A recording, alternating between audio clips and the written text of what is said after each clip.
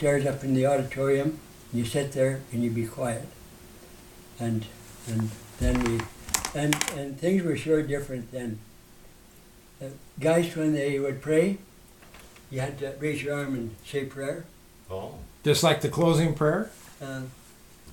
Opening prayer or Okay. yeah, any prayers Oh. were done with the hand up. Wow. Yeah, and I don't remember when that ended, but of course it ended. But anyone called up front, raised their hand and commenced praying. Yeah. So that way they couldn't pray too long. It has its advantages. Yeah. Yeah. So, Johnny, what was the greatest gift that either Grandma or Grandpa gave to you, your mom or dad gave to you, as far as Well, raising you? well, religion was important. Prayer every night.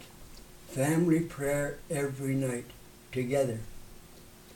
And Mhm. yeah, and about 9 o'clock, Dad would step out on the porch and start calling everybody in. Milo, Joe, Wilbur, come on home, come on home. One night, Joe didn't make it home at 9 o'clock. And so Dad was mad.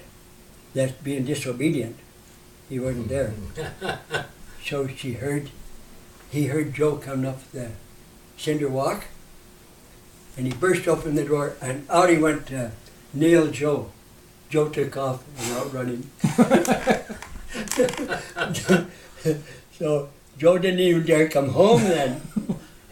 It would be an hour before he decided, I gotta go to bed. So he come in the house. Yeah. And Dad said the only kid ever brave enough to outrun me, and he outran me, and he laughed about He it. was laughing about it. So Joe was relieved. He got Yeah. to go to bed. But Mom, she had the image of Ma Kettle, where when she called us for breakfast, she'd get outside and she'd say, "Everybody come home for dinner. We're ready." And you'd look over from Woods's and you'd see her out there and you'd think, I think he's calling us for dinner. But you'd never hear her. She would not raise her voice. She had the reputation of not raising her voice in Raymond with She did. 10 kids. Yeah, It was, imagine that yeah. coming around. And one of the guys took him to the side and he said, I know the Lord gave the commandment to multiply and replenish the earth, but he didn't intend you to do it all. And of course it's a standing joke now among a lot of people know that. So, Oh, so when we got the job of delivering the groceries, then, and Dad lost his truck, then the city gave him the job of janitor of Raymond High School.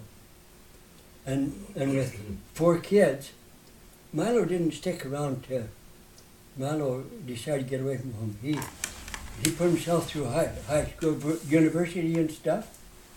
He left home and went to Calgary. went to Calgary and bought a house, finished it, resold it. He put himself through school and everything. He was musical. He played the piano, he played the electric Hawaiian guitar, the bass fiddle, and I think it upset Dad because he was buying musical instruments, and he had his own orchestra in Raymond. And Mm-hmm.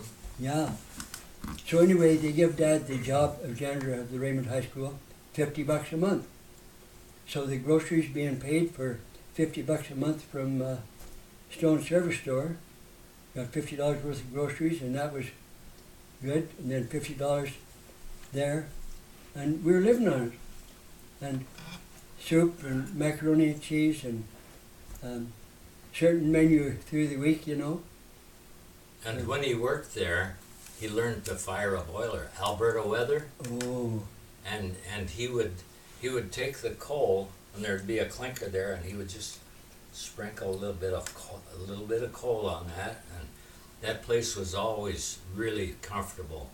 And then when he came to Nelson, he hired onto the CPR as a fireman, and the engineer came to him and he says, you're going to be in trouble when we try to go up that hill up there. You better get that clinker out of there and make sure you clean that that up and fire this properly, or we're not going to have enough steam to go up that hill. And it was called, that was Farron Hill.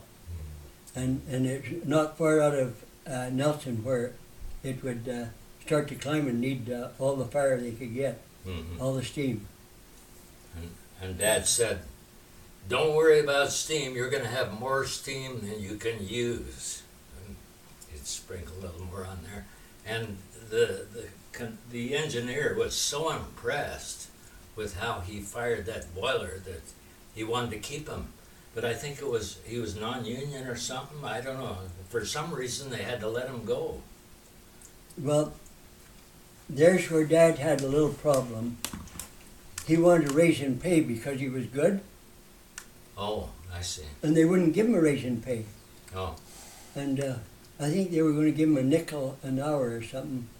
And so he quit. yeah. He had a job, so he quit. And then I don't know what he went on to then. But he got to be janitor and doing some mechanic work at a garage in Nelson. Oh, is that right? Yeah. I forget what the name of the garage was. But When I got hired on to Smith Electric for 50 cents an hour, I thought, wow, that's a lot of money. I thought, that is such a thrill. And then I heard, oh yeah, well, down on the coast there, you can triple your wages by going there. I said, I'm out of here. I flew to Vancouver and went up to Kitimat. Oh, went up for to Kitimat. a buck and a half an hour. I just thought, over $1 an hour? So Joe was pretty established over in Raymond when you guys made the move, but he Take that. No. Something. came also, right? Okay. Okay. no, No, Joe wasn't. no, Milo was. Milo. Oh, Milo was. Milo sang at the Palliser Hotel in Calgary, and he was quite an attraction. And when they'd say, you know, we really need a trombone player, he said, okay. He buys a trombone and learned to play it, and he was playing the trombone for him. And he got $2 a night. Did he? Yeah, Wow. Wow. yeah, he was pretty pleased. Let's see. Hey, let's cut it off now and start another taping, so they're not really. Okay. Why don't you